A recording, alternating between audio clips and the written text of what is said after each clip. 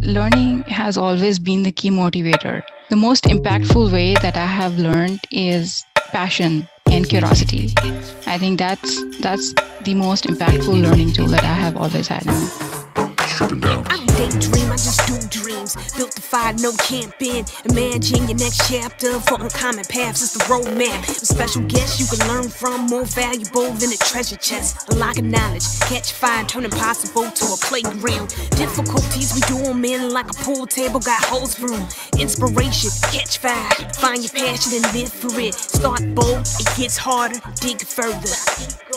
Inspiration, catch fire, find your passion and live for it.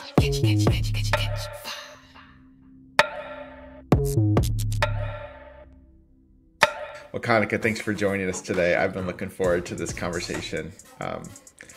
We get the privilege of talking to each other many days because we get to work with each other right now, but I'm excited to hear some parts of your story that I might not have heard before. sure. I'm excited too. We kind of start with this sometimes on Catch Fire Show, talking about this combination of who you serve, how you serve, and then what skills and resources that you need to do those things. And I wondered if you could talk with us a little bit about who you get to serve and how you do that. Yes. So like I mentioned, we are working for a financial services client, and so we get to design and build the whole streaming platform for them. So I work, being at 1904, I worked with multiple clients. I worked with financial services client. I worked with a telecom giant, and that's what we pretty much do. We help them design APIs. We help them build their whole platform or reimagine or help them go to the modern tech stack. And the skills, what you would typically need are mostly software engineering skills. Like coming from a computer science and engineering background, you have to like constantly keep upgrading and keep learning your skills. Like right now, I'm learning all my data engineering skills like Spark, Scala, Kafka, you name it. That's what I'm learning. So yeah, that's pretty much. Yeah, and maybe we could kind of dive into that learning piece a little bit. I have seen, your competencies that you have mastered to date are awesome. But where I was most shocked, I think, getting to know you was just seeing your courage in learning. And can you talk about that a little bit? How you view learning and how you kind of put that into your profession? Sure. For me, learning has always been the key motivator, and that has always been. And I feel the most impactful way that I have learned is passion and curiosity. I think that's the most impactful learning tool that I have always had. I mean, and so I grab every possible chance that I get to learn. I pick up the most challenging tasks on purpose. So it's like scanning through the list of stories, like, okay, so this is the one that I know absolutely nothing about. So let's pick that one. So that's you get to learn. And most of the time, like you would always see me in lunch and learns or attending webinars. So even if I'm attending and I'm maybe understanding only like 30% of it, and maybe I retain only 10% of it, and I have no clue of what it was about, but at the end, like maybe sometime down the road, I'm able to actually connect the dots. Like, okay, I heard this about this technology, someone speak about it 6 months ago. This is where it fits in. So I'm collecting the pieces of the puzzle, and one day I'm able to connect and see the bigger picture. And that has really helped my learning journey so far. Mm-hmm. Yeah, and I think one thing that struck me was when you mentioned the words, learning, and you paired that with curiosity as kind of motivators. And it seems like there's stereotypes maybe across cultures of like if somebody is learning and curious and they pick up a guitar, that they're artists or something, and if somebody does that with code, I mean, I think we're just still getting there where that is not just kind of put aside as like a nerd thing. I mean, there's so much opportunity to grow and to learn and to be curious in some of these fields, and I think that's really important. So thanks for telling us about that. Sure. Did you always want to be a computer engineer, or how did you decide that at an early age, or was that Yep. kind of an adult decision? No, that was when I was in high school. So back in my junior year, we had to make a decision to either choose either medical or computer science or like engineering drawing. And I knew since then that medicine is not for me. So yes, I changed school because that school did not offer that as in curriculum. So I changed my school, and yeah, that's how I started. So I did my first C++ as my curriculum, like in my school, and I did my that was back when I was in junior. So yes, I've always wanted to be a software engineer, and that's a passion basically. And I'm always curious to learn. Is like if something worked, why? And if it's not working, why not? So it's like that has been motivating me. And I've since then, like I've done my bachelor's again in computer science. I have two master's degree. They're also in computer science. And yeah, ever since I've just been doing programming. I love coding. That's awesome. And before we get around to, I mean, the whole premise of Catch Fire is to talk to passionate people that are taking uncommon paths. And so people, might hear about your background that you just noticed or you just mentioned, and oh, well, that's common. Those kind of degrees are common. I just can you kind of shed some light on that? I mean, how many peers of yours do you feel like took a similar path to you? Do you feel like you were there was a big cohort around you? Were you kind of on an individual track, or how would you talk about that? Yeah, I've always had friends, colleagues, and like starting out in school. Yes, we had a big class of computer science kids all around me, and then back in my college. But I would say only a few of them have actually chosen this. Some of them went ahead and did masters in management, or some of them pursued some other careers, but only a handful of them are actually pursuing programming or software engineering. They're still with technology, but so many others have switched gears. And so, yeah, I mean, I wouldn't say that I've been alone. I do have some friends. I've always had worked with amazing people. But yes, I mean, I think that's a path that I chose, and I continue to work because I just love continue to do that. So many people are just doing it. So many actually are in this profession because they think it gives you more money. Well, yes, it does. So they're not there because they love this profession, but they just, yeah. So I think passion uh, really drives the whole thing. And I would love to continue doing that. That's awesome.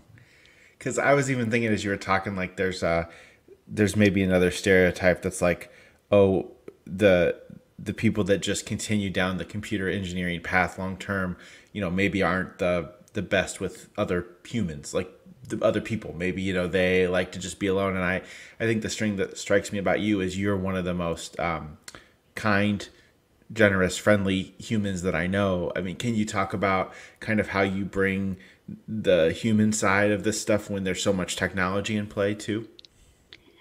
Sure, absolutely.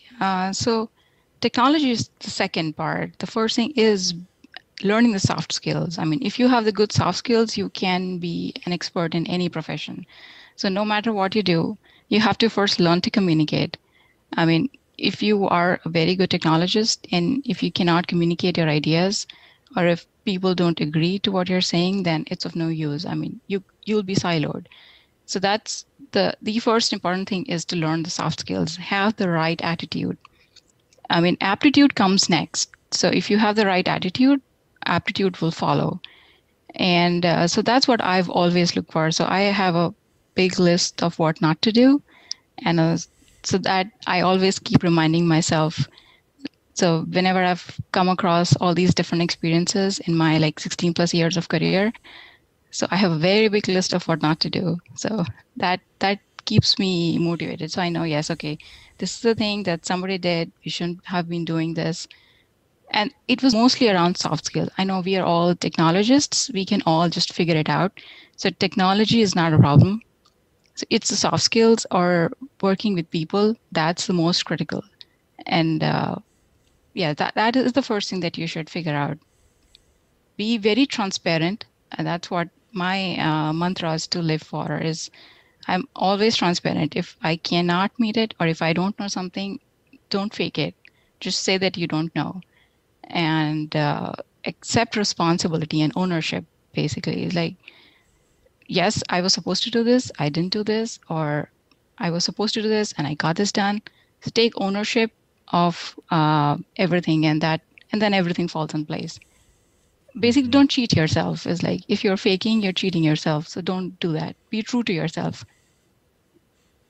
I remember one of our conversations at work. We were reflecting, and I had a lot of respect for you before this, but I think for me it was a kind of one of those watershed moments where we talked about a very maybe in our from our neck of the woods, like a very basic thing that we missed. We missed a basic thing, and I just really appreciated how you were honest about that and didn't get defensive because we both missed it.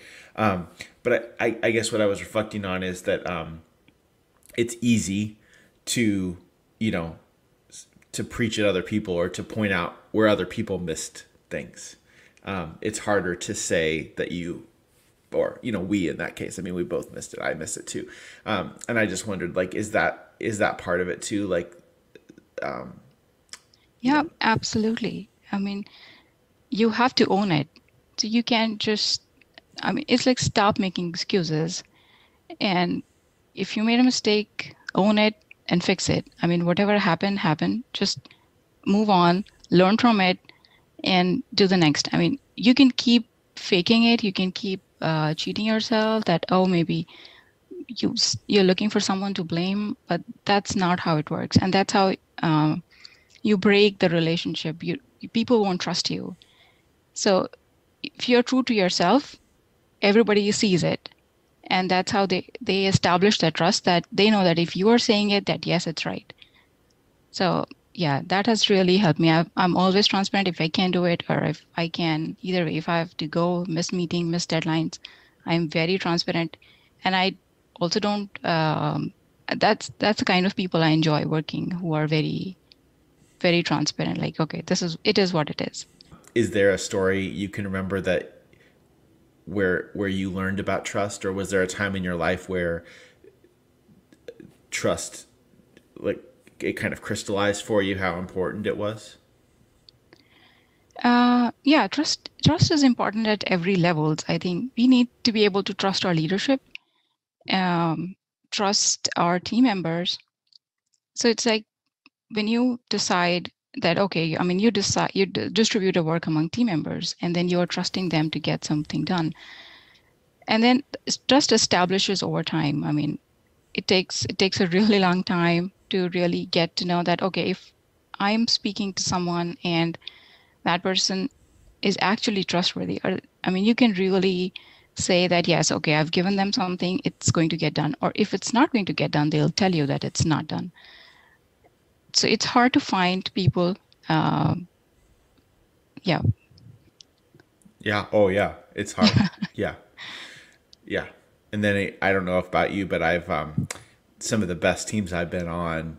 Then we've had to go our separate ways, whether it's a contract's run out or something like that, and then I get a little sad.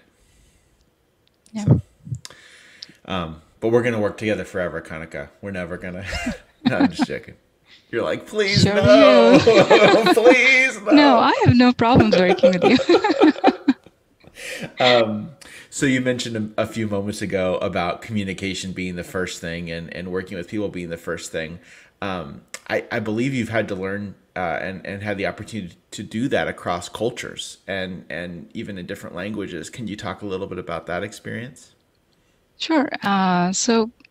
I grew up back in Delhi in India, and I did about 12 plus years of my work experience has been back in my home country.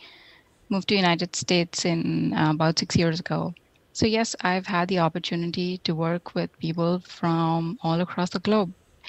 So I've worked with people in the Asia Pacific region. I've had managers and my teammates in London, and I've worked with in the western side. Yes, so I worked with consulting companies. I've worked with product companies who have like headquarters or team members or R&D centers all across the globe in all different time zones. And working with them teaches you so much. Learning about their culture, the way the workplace culture is different from Asia Pacific region to Europe to Americas. So yes, it's been an awesome learning experience, and you exactly learn. Okay, this is how you communicate. This is how you mention your point, and then you figure out that okay, so it was not well received or they did not understand, and then you try a different way, and then you try another way. So I try at least 10, 15 different ways try to communicate, and I'm trying to experience that with my kids. Okay, you didn't understand my point. Let's start over. So working with everybody all across different cultures has really taught me good communication skills, good verbal skills, written skills, um, yeah, and all kinds of communication. Because when you're working with companies that are globally distributed and you're working with teams that are across different time zones, you need to be able to communicate well via emails because there's time zone difference. You may not be able to talk to them all the time. And I have worked with team members whom I've never seen before for years, like for 5 years, 10 years, I've been working with them. I've never ever met them, but we work seamlessly with no problem and we deliver good production code. It's still working, hopefully. So, Wow. So yeah, let me it just get this doesn't straight. have to be You visual. could you could get work done before Slack? Yeah, there used to be no Slack. I can't believe that. I can't believe you could actually get work. You mentioned that you didn't meet many of these people. So does that mean it was like mostly an audio, like you were talking with them on the phone, you kind of knew their voice? Yeah, mostly it'll be either conference calls or just emails. I mean, yeah, but it's all about ownership. Like early in my career, one of my managers told me, like, this is your responsibility. You have to get it done. If you have to go travel to that location, go and really sit with that person and knock it out and do whatever. I mean, it's like it is your thing. You have to do it. You can you cannot just say that, oh, this person I sent an email and that person didn't respond. So basically, stop looking for excuses. So own it and get it done whichever way. So did that So include that like is going to some fun places, or did you mostly just figure out how to do it over email? no, I never I never went. I never traveled for work. So I've always figured it out via either email or follow-ups or messages or phone calls or one call or 10 calls. So that's how you learn like, okay, so these people will work with one call and these set of people will work. You need to keep reminding them. So that's how you learn to communicate with all different because no two people are same, irrespective of the geographical boundaries. Even in any team that I've worked with hundreds and hundreds of people that I've worked with in past 16 years, I have never met two people who are same. Communication with every one of them is different. So it takes time for me to get into a new team and then because I'm mostly observing like what is the best way of communication with that team member A versus team member B or how does he or she likes it and how can I best communicate so that it's not offensive and you get the work done and we have a good team culture. Everything you learned about communication, as you did a lot of international business, how do you feel like it happened in reverse? Like, how do you feel like the international business shaped you? So I think it's mostly about learning about different cultures and working with different kind of people. People work differently. So I think that was mostly it. And like when you work with the people in the Asia Pacific region, they have a very different mindset as compared to, and their languages are very different. The spoken English is very different. The accents are different all across the world. So it takes a little while to get used to it. So, and I think it's mostly just working with different kinds of applications and different kinds of people. And the and the way you learn is because you have to get your work done. So if I'm taking ownership, so then and if I'm communicating in one particular way and it's not getting across, then you'll try a different way. Because again, it's my ownership. I cannot make an excuse that, oh, I tried to send something, I sent an email, nobody understood it, who cares? So that the whole point is that you have to get it done. If you have to use a different mechanism, because some people, it's easier, they understand it when you send an email to them. Some of them will not. Just for some of them, you will have to make a phone call or a conference call, or some of them you have to have a brainstorming discussion. So there are various different ways. And I think it's just working in different kind of applications across different time zones that really helped me, because I got a chance to work with people from all across the globe. So yeah, that gave me so much exposure and so much Yes. experience. So yeah, that I think, yeah, that really helped me. And then a little bit of a follow up on ownership. Um, like how early is too early to start working on ownership? Is that something that you talk to your kids about? I'm just curious. Oh yes, absolutely. Like, because that's what they do too all the time, make excuses. I'm like, please stop making excuses. So if your grades are dropping, you have to own it. So you have to find out what's going wrong, learn from it. And yeah, like class participation, there are so many things that they need to learn. I'm trying to teach them. Let's see how far it goes. Because I keep telling them that this is, no matter what your grades are, this is a very important skill that you should learn, because you'll need them in your future when you go to college or you go to your professional life. You will have to learn to communicate, write email. So when my kids are writing email to the teachers, they come and get a review. It's like, do you think is it right? And when I read it, I'm like, I don't think it makes any sense. I don't understand what you're saying. So just basically trying to read it, understand it from the listener's perspective. Because most of the time in our communication, we are making assumptions. We assume that the other person already knows this or they are already at this level. Like, don't make any assumptions. Write it as if that person knew nothing about it. Just write every single detail. So when you write every single detail, then you make your point clear and you have your thoughts organized when you're writing it. So yes, email etiquettes is communication, professional etiquettes. Yeah, it's one of the most important thing.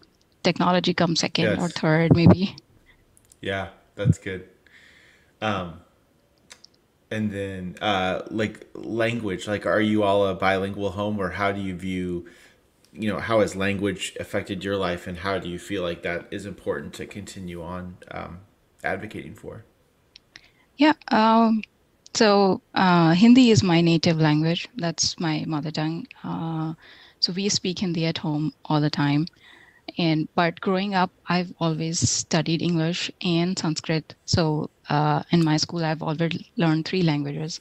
And I think kids these days back in India are learning even more. So I think they are learning at least four, I believe, languages. So that has really helped, because you know your native language plus a language that's globally understood by people. So yeah, that, and I think it is really important to know as many languages, and that way you understand what a language offers and how rich a language is. So it's, I think it's really beautiful to know as many languages as you can. And since we already knew English very well, it was an easy transition. It was good. I don't know if this is a good comparison, but is Sanskrit like Latin? Is Sanskrit an active language, or would it be more of like a dead language, or a language that's only used in writing and history? So Sanskrit is actually the language from which all the other languages have originated. So that's where all the like Hindi and so many other Indian languages and so many others have originated from. So that's the base. I think it's based on Devanagari Lipi. So that's a base. So I've learned it for about 4 or 5 years. I think from sixth grade to 10th grade or something. But it's really rich. So you hear all these priests, and they recite all Yes. these shlokas. Yeah, so Yes. it's really really good. And so then So Sanskrit's the base to Hindi, for example. And then are there still even like dialects in addition to that? uh, I believe so. I don't know too much in details, Oh, but that's okay. Yeah, I'm just curious. yeah, and most people, I would say, like really learned people, are able to speak in Sanskrit. Ooh, Uh, but most of them are like using a version of it. Like either Hindi is originated from Sanskrit, and similarly, like I believe other Indian languages too also originated from there, and I think maybe other world languages too. But yeah, I think that was the base. we've talked a lot about the success that you've had to date because of things like ownership and communication. We've talked about some about aptitude and how your learning motivation has helped you pursue excellence in that aptitude as well. Looking forward, what do you think success is going to look like? What do you think are the important things looking forward for your success as you continue to grow? So, like I mentioned, I love coding and I would love to do that. But I also enjoy looking at the bigger picture, like more on an architectural side. So, yes, I would love to be a solution or an enterprise architect at a Fortune 500 company someday. So, that's what I'm looking forward to. That's what my goals are. Um, we'll see. We'll see. That's awesome. And and then looking backwards, like especially with people that might be listening that are just starting out, what do you wish you would have known when you were starting that you would recommend them to dive into? Sure. Um, all my career for a very long time, I've always thought that, okay, I'll do as much work as I'm being paid for. Like, okay, if I'm a senior engineer, I'll do what it takes to get my job done. And I learned it the hard way that, and when you go for asking for promotions and such or a raise, you won't get one because they feel that you're doing what you're supposed to be doing. I'm like, that's my job description and that's what I'm doing. But so you need to take on more leadership roles without being asked for. So I wish somebody had told me, and I learned it the other way around. It's like, take on the leadership roles, and when the management and everybody sees that you have the capacity to do it and you can go above and beyond, that's when they feel that you are ready for the next level. And that's when you get promoted and not the other way around. So I learned my lesson very late in my career, but yes, so I think that was really a key takeaway. Is like keep going above and beyond, irrespective of what your job title says, whatever you feel right. Take on every leadership opportunity that you get and progress. And that's when you get the promotions and raise and everything that you're looking for. I think something that strikes me from knowing you as well is that when you say, and I mean, a lot of people talk about it this way, like kind of going to the next level. It's almost like you're reaching for that next bar. Knowing you, it feels like there's something like raising you up, or like you're growing, you're choosing to grow before, like, and not waiting for people to give you permission to grow. Is that a Yeah. fair way to talk about it? Yeah, pretty much. So it's like I'm not comparing myself to anyone else, comparing myself to my previous version, basically. So I need to be better than what I was yesterday. I'm not here to prove myself to anybody, or I'm not here. I mean, I know people are judging because they have to, but yeah, that's fine. So just keep growing, keep learning, and success will follow. So you don't wait for others to actually promote you, and then you start taking up leadership roles. Do what you feel is right and what's natural and what you should be doing anyways to grow either technologically or your management skills, consulting skills, or in general professionally there.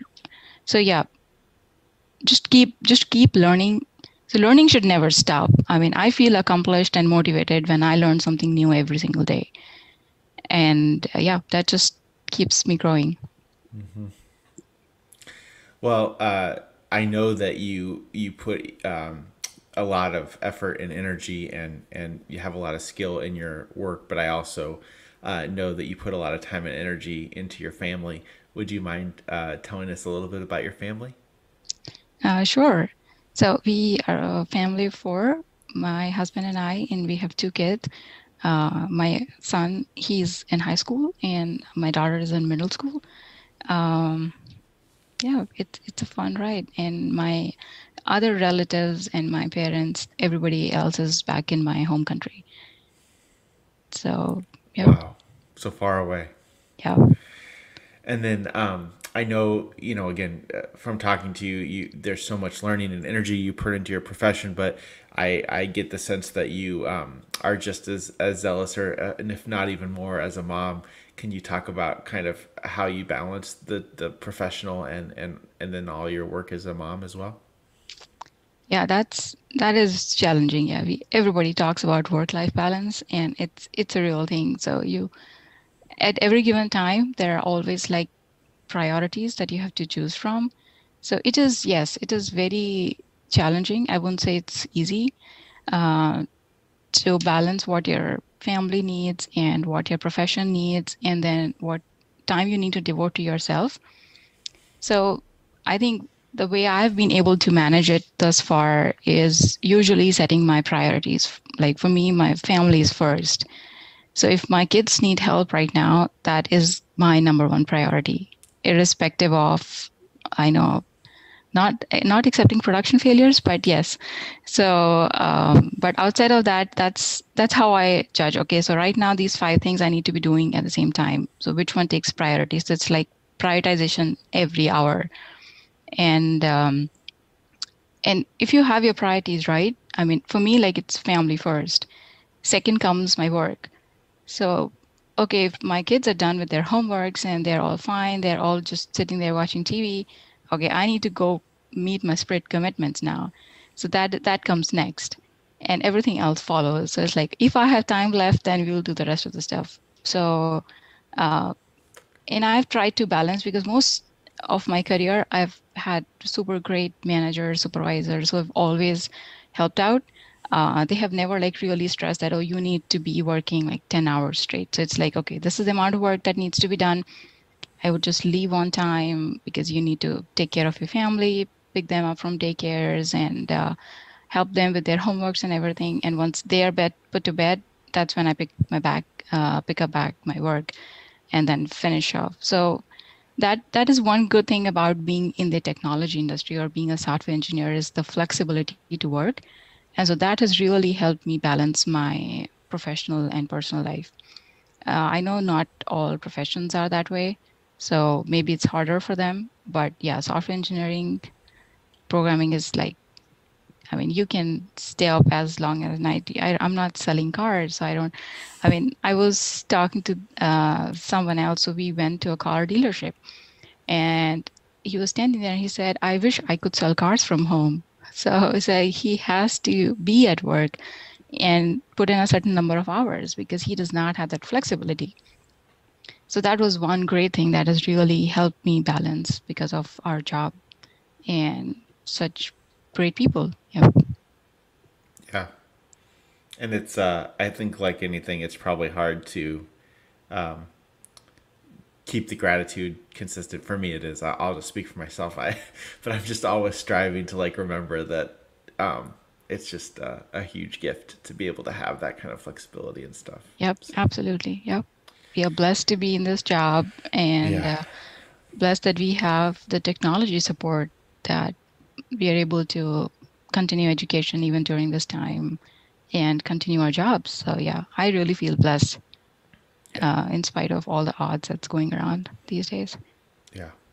Was it was it a silver lining that you didn't have to drive? I know you had a Yes. long commute. Yeah, that's good. But I do miss driving now a Oh, little really? bit. Okay. Yeah. So Okay. I like working from home, but not like always working from home. Yes. So I did enjoy it at least a couple of days in Okay. at work. So that doesn't bother me. That doesn't. Okay. Yeah. And then going back to kind of your journey, were you all a family of four when you came came to the United States, or when did your kids come into the mix? Yeah, so we came about 6 years ago. So I came in first with my son. So one fine day is like, okay, I withdraw him from school. Like, you're coming with me. So both of us came. We were in Connecticut, Stamford, and my husband and my daughter came a few weeks later because of our visas and stuff. So yeah, and then for about 6 months or so, I was in Connecticut with my both my kids, and my husband was working back in Texas. So that's when I decided, like, okay, I think it's time for a family reunion. So I quit my job and moved to Texas. We were there for a couple of years and moved from Texas to St. Louis. So yep, work is driving us around. So it's been good seeing different parts of states. Different states are so different, like You from mentioned Connecticut to several that are Texas. the extremes. Yeah, like, Yes. and was Yeah. it? It was probably like really sunny and like 70 degrees when you got to Connecticut. Is that kind of how it was when you got? Yeah, I landed in October, and October was fall, and it was, yeah, somewhere in 50s. And that was the peak winters for me coming from Delhi. And I'll be like shivering in cold, and when people are staring at me, it's like, are you okay? Like, yes, I am okay. So this is peak winters for me. And when everybody will be like, oh, this is really nice and warm here, I'm like, yeah. And then it'll go from 50s within a month or so. It went to like negative 20 or negative 25. So yeah, and people told me that that was the worst winters that they have seen in Connecticut in past 12 years. I'm like, yeah, for sure. It has to be this year. So yeah, it was good learning experience. Even my kids, they miss Connecticut even now. They're like, can we go back? Because they really missed making snowman in their own balcony. Oh, So yeah, yeah. Okay. I yeah, it wondered was what they good. specifically mixed. I don't think I've ever been. No, I have been to New Haven, I guess, just for a minute. I was also going to ask, like, when you were doing all this traveling and reacclimating, like people talk about culture shock, and I'm sure everything seemed different. Was there one or two or five things that kind of helped you stay focused? Like, when everything else seemed to be changing, what did you feel like was kind of the consistent piece? Uh, I think again, because my focus has always been on learning, and that was the one thing, like, okay, we are really experiencing what so many are not able to because of their jobs. They're not able to relocate or move internationally. So I have, being in the software industry, I have this flexibility to go travel and see the world. So that was one good thing, in spite of all the challenges. But yes, that was the one thing, is like we got to experience this firsthand. So how many people really get to experience living in different parts of the world? So that kept me motivated. I mean, yes. So that was really good. Good learning experience ever since we even in India, if you move from one state to another, they are so culturally different. And I think that's pretty much all across the world. Wherever you travel, it's one place is so different. So yeah, it's good. Is it fair to say that it stretched you out of your comfort zone, so to speak? Yeah, it does all the time. Like every single day, I am out of my comfort zone. I would have stayed back in my same job. So yes, I am always up for challenges because that's how you learn. But how would you talk to people that are like, man, I don't even think I could get out of my comfort zone for a few days, and then you've been out of your comfort zone for many days. Like, what would you say to them to encourage them? I think just go for it and try it out. And if it's like too bothersome, maybe you can always come back. So I always give myself a cushion. Like, okay, we are going to go travel internationally. Like, we just locked our homes back in Delhi. Like, okay, we'll go. We'll see. If you don't like it, we'll come back in 6 months or so. But yeah, and then you keep keep going it, and then okay, then you find another job, and then you move to another state. Then okay, we'll give ourselves like an year or so. Let's see how it goes. What could go wrong? I mean, even if it goes wrong, it can go wrong even where you're staying right now. I mean, you don't know what's happening tomorrow. So it's like life is too short. Just spend all learning all these experiences. So I think that's there's no learning if you don't get out of your comfort zone. You have to step out in order to experience new challenges. Okay. This is really good. Have you been listening to or reading or watching anything that you want to share with people? Nothing in particular, Okay. but I started reading Lean In by Sheryl Sandberg.